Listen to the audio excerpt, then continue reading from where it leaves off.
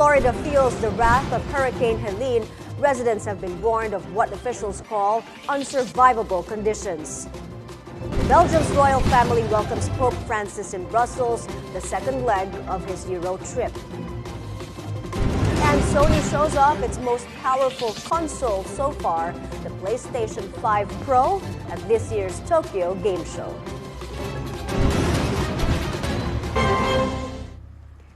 Thanks for joining us. Dismissed Town Mayor Alice Go faces a Pasig City court to answer charges of qualified trafficking in persons, a non-bailable offense. Francis Falve is on the scene for an update on Go's arraignment. Francis, go ahead. Yes, my former Bamban Mayor Alice Go and co-accused Walter Wong Long face Pasig RTC Branch 167 for the arraignment and pre-trial of their qualified human trafficking charges. Both Go and Wong Long attended the proceeding via video conferencing, but their lawyers were in court. Go is detained in Pasig City Jail, while Wong Long is in Tarlac. Former Mayor Alice Go is facing charges of qualified trafficking in persons, along with 15 other co-accused. Attorney Nicole Hamilla said they entered a not guilty plea before the court this morning. Meanwhile, the arraignment for respondent Walter Wong Long did not push through today. According to his lawyer, Attorney Christian Vargas, the judge referred the case back to the preliminary investigation. This is after a motion to suspend the proceeding was filed, arguing that Wong was included in the charge despite not being at the preliminary investigation at the DOJ. Aside from the charges in Pasig RTC, Wong is also charged with another case of qualified human trafficking in Capas, Tarlac.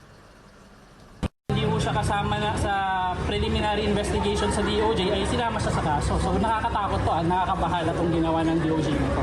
Sir, bakit po? Imagine mo, nakaupo ka lang sa bahay ninyo, tapos biglang makakasuhan ka. Hindi ka naman respondent dun sa kaso. Diba? So nakakatakot yung ginawa ng DOJ na to.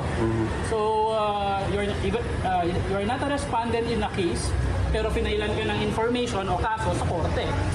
So na-violate na yung right niya to due process doon pala. The pre-trial ended past 11 this morning, and Alice Go is also expected to leave BJMP Pasig to attend the Quad Committee hearing this afternoon. Mai? So, Francis, just to clarify, Alice Go will be allowed to attend the Quad Committee hearing at the House of Representatives? Yes, my BJMP spokesperson, J-Rex Bostinere, said they are ready to transport and provide security to Go going to the Congress. And we also learned from her attorney Hamilla, that the proceeding was finished at past 11 today, and the Pasig court allowed Go to attend the Quadcom hearing this afternoon. Mai? Thanks for that update, Francis Falve, reporting from Pasig. Now from Pasig City, let's head to the Batasang Pambansa as the House Quad Committee resumes its investigation on the war on drugs and crimes linked to POGOs. Zandro Ochona is on the scene for the latest. Zandro. The House Quad Committee cited in contempt National Police Commissioner Edelberto Leonardo for lying. This after Quad Committee co-chairperson Joseph Stephen Sarap Paduano questioned Leonardo on allegations by former head of Davao Penal and Season Farm Corrections Superintendent Gerardo Padilla on 3 Chinese nationals who were detained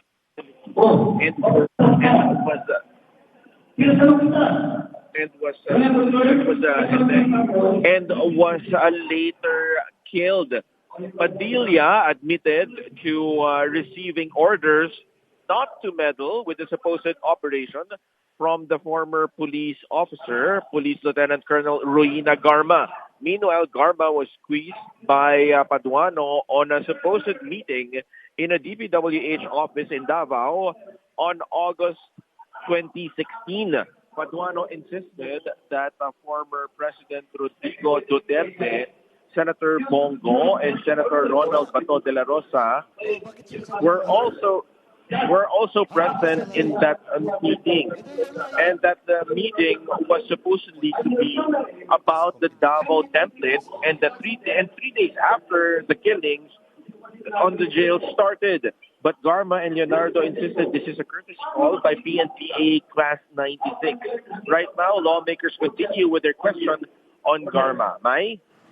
Thank you, Zandro Ochona, on the scene, giving us the latest on that Quadcom committee hearing. In other news, President Bongbong Marcos signs a law declaring the entry of smuggled agricultural goods as economic sabotage. This means smuggling, hoarding, profiteering, and cartel operations are now classified as non-bailable offenses, punishable by life imprisonment and fines up to 5 times the value of the goods. The law also creates a special group to dismantle smuggling operations and apprehend offenders. During the signing ceremony, Marcos said the country lost over 3 billion pesos due to agricultural smuggling in 2023. Let me be clear. This law does not just target the masterminds. It holds all accomplices accountable: financiers, brokers, employees, even transporters. We will confront and dismantle the powerful forces that have long exploited our system for their own gain, ensuring that justice prevails and the dignity of our agricultural sector is upheld.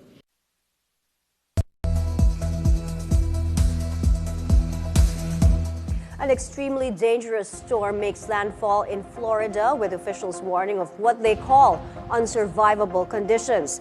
Helene, a Category 4 hurricane, is packing winds of more than 200 kilometers per hour. Most of the state feeling the devastating effects. Roads in several cities already flooded, thousands without electricity, and airports in Tampa and Tallahassee shut down. Officials also warn of potentially deadly storm surges in much of Florida's coastlines. I just want everybody to know that this is going to be a multi-state event with the potential for significant impacts from Florida all the way to Tennessee. And the president wants to make sure that everyone is paying attention to the potential life-threatening impacts that this storm may bring.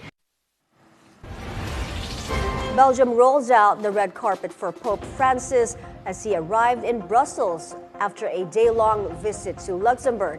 The 87-year-old Francis was welcomed by Belgium's royal family, and on the tarmac, children performed for the Pope. Belgium's ambassador to the Vatican says the Pope is due to meet with 15 survivors of abuse. More than 700 complaints and reports of abuse involving the church have been made in the country since 2012. Up next, former First Lady Melania Trump speaks for the first time about her husband, Donald Trump, escaping death not once, but twice. This and other stories after the break. You're watching Newsfeed at noon.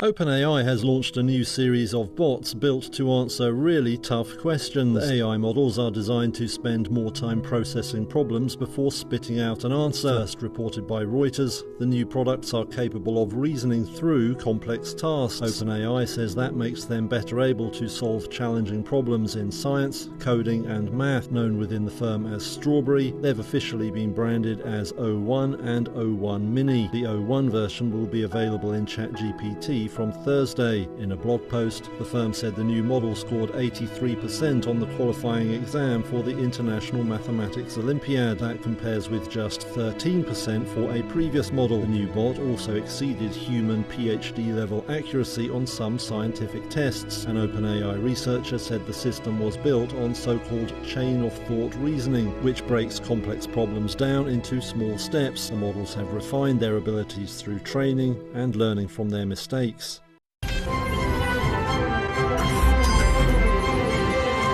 We're back. You're still on Newsfeed at noon. The opposition Liberal Party slams an alleged plan to implicate its members, former Senators Mai Rojas and Franklin Drilon, in the illegal drug trade. Former Iloilo City Mayor Jed Mabilog earlier revealed he was forced to do so in 2017 before he went to the United States for a self-imposed exile. On BNC's At the Forefront, LP Executive Vice President Erin Tanyada described Mabilog's revelation as chilling. Drug cutlers. So you could see that the Liberal Party has been ostracized, has been demonized, and yet we continue to soldier on and fight for people's issues.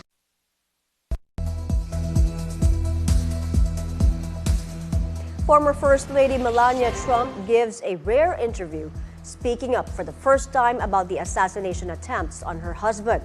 Melania says it was a miracle former President Donald Trump survived 2 attempts on his life. Federal authorities are investigating the attacks on Trump, first at a rally in Pennsylvania in July, where he was grazed by a bullet, and the recent one at this golf course in Florida. But when I saw it, it was only, nobody really knew yet, right? Because when you see him on the floor and you don't know what really happened. And then a few weeks later, there's another attempt on your husband's life at your golf course. I think both of the events, they were really miracles.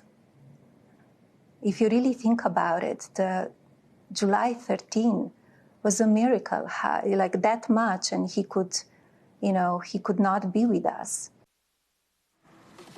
The Biden administration unveils a new executive order aimed at curbing gun violence. The order is designed to create active shooter drills that are less traumatic for students. It also combats increasing threats from 3D printed and converted firearms. The signing of the order coincides with the first anniversary of the first ever Office of Gun Violence Prevention created by President Joe Biden.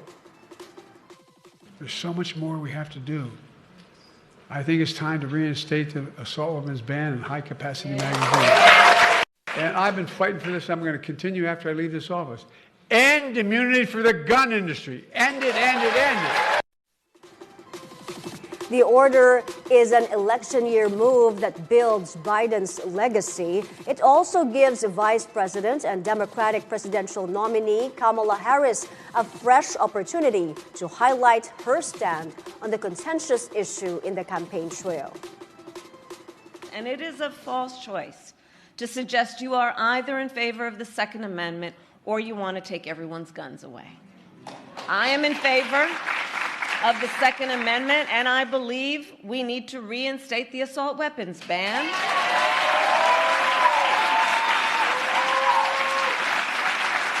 And pass universal background checks, safe storage laws, and red flag laws. Republican presidential candidate Donald Trump set to meet with Ukrainian President Volodymyr Zelensky in New York. The Ukrainian leader is in the U.S. for the UN General Assembly. He's among the slew of world leaders who sought a meeting with Trump in the run-up to the U.S. elections in November. Trump calls Russia's war in Ukraine a horrible thing, claiming Moscow wouldn't even think of attacking Kyiv if he was still in the White House. But Putin told me often, it's the apple of his eye. But I said, Vladimir, don't even think about doing it. He would have never done it. I hate to see the carnage. If I were president, it never would have happened. Russia would have never attacked Ukraine. Never, ever.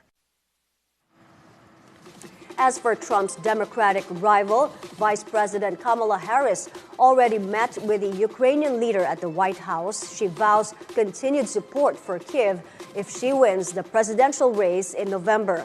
She also took a swipe at Trump, saying proposals that would give up parts of Ukraine's territory are proposals for surrender. Zelensky, meanwhile, emphasized the urgent need to boost Ukraine's air defenses in order to save thousands of lives. Nothing about the end of this war can be decided without Ukraine. However, in candor, I share with you, Mr. President, there are some in my country who would instead force Ukraine to give up large parts of its sovereign territory, who would demand that Ukraine accept neutrality and would require Ukraine to forego security relationships with other nations. These proposals are the same of those of Putin. And let us be clear, they are not proposals for peace. Instead, they are proposals for surrender, which is dangerous and unacceptable. We have to end this war. We need a just peace. And we must protect our people, Ukrainian families, Ukrainian children, and everyone from Putin's civil. And we are grateful to America for supporting Ukraine all along.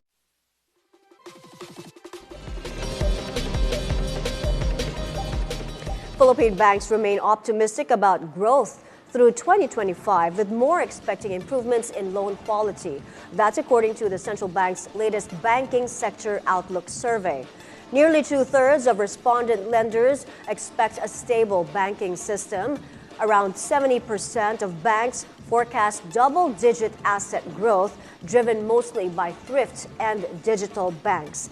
Better economic conditions are also expected to improve loan quality, with fewer banks projecting a non-performing loan ratio above 5%. This is supported by strong lending activity, as 82% of respondent banks expect double-digit loan growth. A total of 147 banks participated in the BSP survey. Swedish fashion chain H&M abandons its earnings target for the year after the company posted a miss on operating profit in the third quarter. The world's second largest listed fashion retailer says the operating profit came in at 3.51 billion Swedish crowns, or $346 million. That's below analysts' forecast of 4.93 billion Swedish crowns. H&M says costs related to shutting down its online fashion outlet Afound hurt profit. Costs of markdowns also increased over the quarter. To boost sales and profitability, the firm says it is strengthening its brand by investing in marketing and products and improving the shopping experience. Fans of the hugely popular Assassin's Creed video game series will have to wait longer for its next installment. French publisher Ubisoft says Assassin's Creed Shadows will now be released on February 14, 2025. It was supposed to come out this November, but the company says it needs more time to further polish the game following a sluggish second quarter performance. It particularly cites lower than expected sales for its Star Wars Outlaws game. This comes amid an industry-wide downturn that has also forced the company to announce dozens of layoffs this year. Coming up, a great day in LA and in Gotham City as Batman becomes the first superhero to be honored on the Hollywood Walk of Fame. Newsfeed at noon. We'll be right back. Stay with BNC.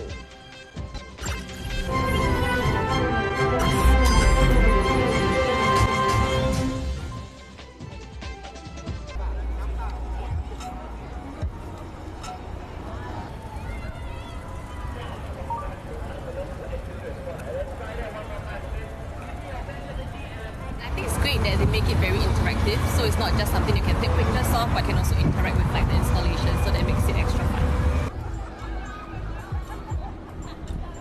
I think it's very aligned with the government's like overall agenda to go green and to be eco-friendly and to encourage like greater awareness amongst the public on sustainability kind of related matters. I think it's a good start for people to get to know a bit more about how we can play our part. And via this kind of interactive installations to get people a bit more interested to find out more.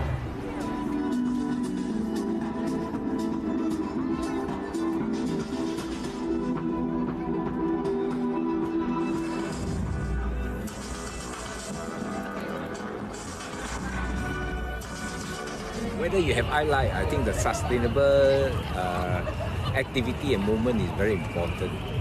So by incorporating it into the art piece, I think it's a win-win situation.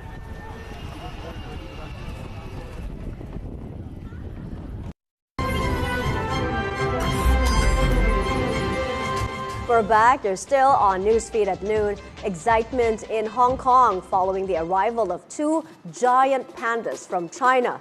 The 5-year-old pandas An and KK are a gift from Beijing to the city. They will be settling into their new home at Ocean Park, but will be kept away from the public eye until December. We're actually here to see the pandas. We're from the Philippines and she really wanted to see the pandas. And she's a bit disappointed that the Panda World is closed because they are preparing for their arrival. Why you like pandas? Because they're so cute. The 2024 Tokyo Game Show is underway, and one of the event's stars is the PlayStation 5 Pro. Sony says the console is faster and more powerful than the PS5. It goes on sale November 7 for $700. We know Nintendo that they are keeping secret to the last moment, so probably they will announce the Nintendo Switch 2 next year, I hope. Well, I'm a little bit skeptical about the PlayStation 5 Pro because it's quite expensive. It's without the optical disc reader. Well, I don't know if we need halfway through the generation if we need another console. Here's great news for fans of the Caped Crusader. Batman finally gets his star on the Hollywood Walk of Fame on Hollywood Boulevard in LA. Bruce Wayne's alter ego joins the likes of Mickey Mouse, Bugs Bunny, Winnie the Pooh, Tinkerbell, and Shrek, among others, to achieve this distinction. Born in a comic strip in 1939, Batman has starred in several Hollywood blockbusters. He is the first superhero to be honored on the Walk of Fame. My first introduction to Batman, I want to say I was 4 years old, and my dad took me to the drive-in and we saw Batman '89. And from that point, I was just hooked. And then there was Batman the Animated Series, which I would come home from school every day and I'd watch it. It was basically a religious experience for me. I've been a big fan since I was a little girl. I am so excited. Great day in Gotham City, great day for us here in California, great day in Hollywood, great day for America, great day for superheroes. Now, from cold plunges to cryotherapy, our very own Marie Lozano shows us the cold treatment in a brand new episode of Lifestyle Lab. Here's a sneak peek. Negative 190 degrees to 7 degrees Celsius. When someone says, chill out, I bet this is not what comes to mind. Breathe. All the way. There we go. There we go. Wait, I think I'm frozen. This episode, Chill Out, explores the newest trend, cold treatments. Feel the cold coming in here. Think cryotherapy, cold plunges to cold fiber facials. We're diving into how the cold is being used to heal and rejuvenate. There's just one problem. I hate the cold. I really, really hate the cold. But hey, anything for the show, right? Join me as I freeze for science and find out if these treatments are actually worth it. Trust me, it's going to be cool. Literally. Catch that fresh episode tomorrow at 10 a.m. And those are the news this hour. I'm Mai Rodriguez. We now go back to the House Quad Committee's probe on the war on drugs and crimes linked to POGOs. Special occasions or visits and additional expenses that are incurred by our police association. Maski personal na padala, po pwede. Would that be correct? Personal, Your Honor, may I be allowed to check with our finance officer sa DI nun, Your Honor, kasi medyo hindi po ako lumaki sa controller and budget. Nandiyan ba sa iyo? Kasama mo ba? Unfortunately, Your Honor, I must be